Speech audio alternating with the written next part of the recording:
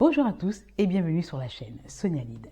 Ici, on aide les prime managers à exceller dans leur rôle et à relever leurs défis avec confiance. Aujourd'hui, nous allons explorer comment identifier et composer avec des comportements dits complexes dans son environnement professionnel. Pour améliorer la dynamique d'équipe et la performance organisationnelle, tout d'abord, il est important de voir ensemble une rapide définition d'un comportement complexe. C'est lorsqu'un collaborateur adopte des attitudes inadaptées et rigides qui causent de la souffrance à lui-même ou à son entourage professionnel. Il est essentiel de faire la distinction entre un conflit ponctuel, souvent contextuel, et des comportements récurrents et dysfonctionnels qui affectent la dynamique de groupe. Autre point clé, pour les managers, c'est de comprendre la différence entre la personnalité et le comportement. La personnalité est stable, elle est forgée par les expériences de vie, tandis que le comportement, lui, varie selon les situations. Il est donc crucial de ne pas confondre les deux pour éviter des jugements erronés ou trop hâtifs. Quels sont les critères pour identifier un comportement complexe? Il y a plusieurs critères qui doivent être pris en compte. Le premier critère, le nombre de protagonistes impliqués. Un conflit ponctuel implique généralement 2 personnes, tandis qu'un comportement complexe affecte plusieurs individus autour de la même personne. Deuxième critère, la fréquence. Les comportements complexes sont récurrents, tandis qu'un conflit, comme son nom l'indique, ponctuel, est isolé. Troisième critère, la nature du comportement. Un comportement complexe est souvent inhabituel, il est déroutant pour les personnes impliquées, ce qui n'est pas le cas dans un conflit ponctuel. Quatrième critère, la réaction de la personne face à un ton ou un ton de recadrage. Les individus présentant des comportements complexes ont souvent tendance à rejeter la faute sur les autres. Cinquième critère, la possibilité de dialogue.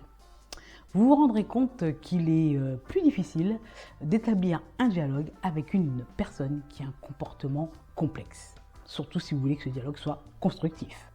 Une fois ces éléments caractéristiques d'un comportement complexe identifiés, je vous encourage à mettre en place 6 actions pour composer avec ces comportements. Première action, analyser la situation avant d'agir pour comprendre la source du comportement. Le manager doit se poser les bonnes questions. S'agit-il d'un conflit ponctuel ou d'un comportement persistant? Deuxième action, organiser une rencontre informelle avec la personne concernée.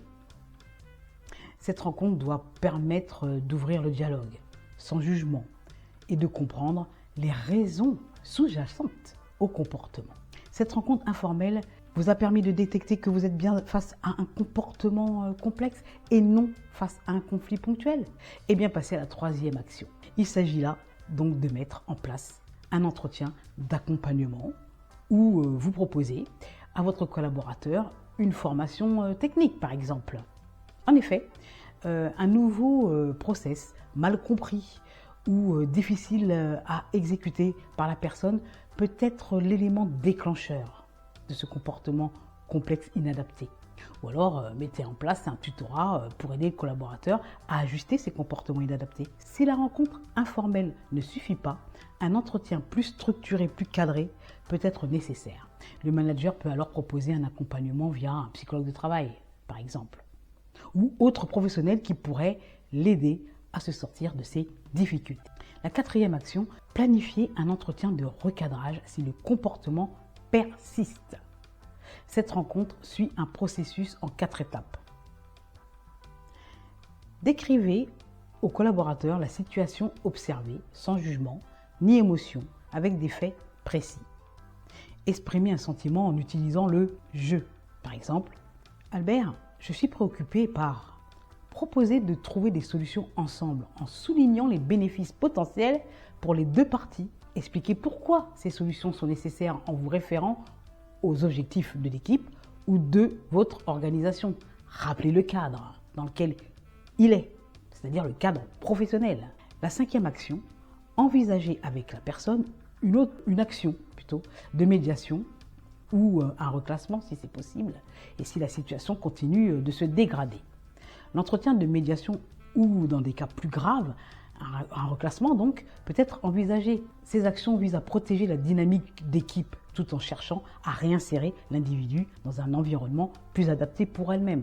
La sixième action, la moins drôle, mais parfois malheureusement nécessaire, c'est la sanction. Si les personnes au comportement complexe génèrent des incidences trop importantes et qu'aucune autre solution n'a fonctionné, une sanction peut être envisagée en dernier recours, selon que l'on soit dans une structure publique ou privée. Parlez-en à votre N+1, c'est très important, et ou à la DRH, avant de faire quoi que ce soit d'ailleurs.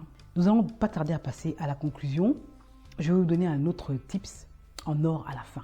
Mais je vous invite à vous abonner, à cliquer sur le like si cette vidéo vous a plu et actionner la cloche pour être alerté et ainsi ne rien rater des nouvelles vidéos. Venons-en à la conclusion donc. Manager et composer avec des comportements complexes relève du défi pour tout manager, mais en adoptant une approche méthodique et en s'appuyant sur des actions concrètes, comme je vous les ai décrites, il est possible de le gérer efficacement. La clé réside dans une analyse approfondie, une communication ouverte et des interventions adaptées pour favoriser une collaboration plus saine, pour revenir à quelque chose de normal, plus normal et constructive. N'oubliez pas de tracer tous qui ont été provoqués par la personne et toutes les actions que vous avez mises en œuvre pour essayer de solutionner la situation. Ceci vous aidera à élaborer le rapport ou la note circonstanciée que la DRH est en droit de vous demander au cas où une procédure vers une sanction est envisagée. Mais qu'importe l'issue, vous savez, il est primordial que l'ensemble de l'équipe observe que vous agissez face à de tels comportements et vous ne voulez pas perdre leur confiance, n'est-ce pas? Je vous dis à bientôt pour la prochaine vidéo. Messieurs et mesdames les managers, vous n'êtes plus seuls. Prenez soin de votre équipe et de vous-même parce que devenir manager, ça commence ici. À bientôt.